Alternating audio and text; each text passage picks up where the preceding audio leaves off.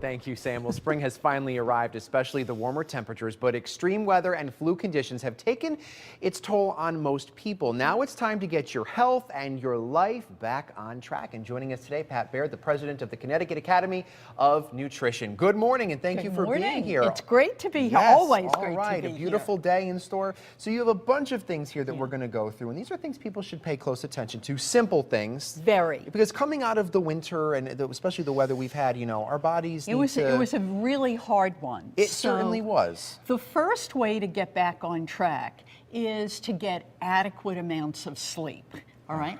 And there's a definition. You're telling me. Yeah, oh, I know. You know, nobody knows sleep better than people, or lack of sleep. Right. Better than people who have to get up at 2:30 in the morning. That's correct. Anyway. So the National Institutes of Health has done a lot of research on this in the last decade.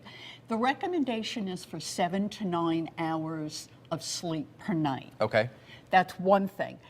And the reason is that sleep deprivation, or less than 7 hours of sleep per night, has been shown to have effects on health. People tend to weigh more. They have more heart disease, more diabetes, more accidents. And so it's important for people to start a plan. That's number one. Number two is also understand that there are certain things, foods, that interfere. Caffeine is the biggest culprit. Obviously, yes. Coffee, tea, any beverages that contain caffeine, but also alcohol. And a lot of times people will use alcohol to try to get sleepy.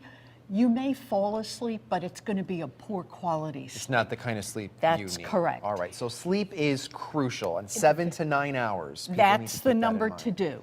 All right. Now, here we are coming into spring and anticipating all that fresh produce and farmers markets. And you talked about this before.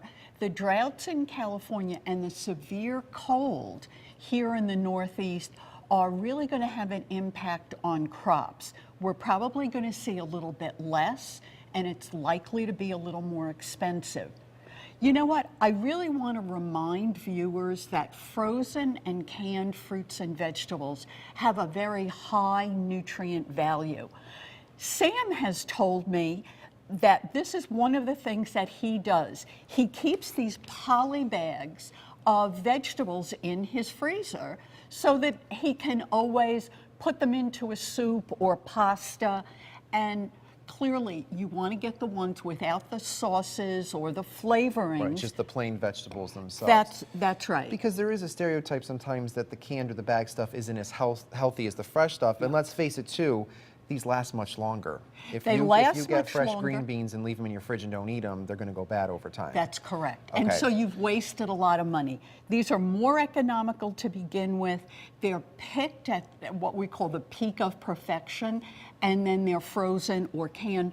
They really have a very high nutrient value. Last thing I want to say on this is remember that dried beans, peas, lentils, these are vegetables that have a high protein content. They're very economical. Keep them in your pantry as well. All right, very good. Okay. So we have about a little less than 2 minutes left. Chocolate. Yeah. Yes. Well, you know, come on. We have to get out of these winter doldrums. Yes. We know that dark chocolate, the research has shown, I think a lot of people know that it has some benefits for heart health. Right. It's the antioxidants that protect blood cells, protect the heart, but we also know that it's shown to boost immunity.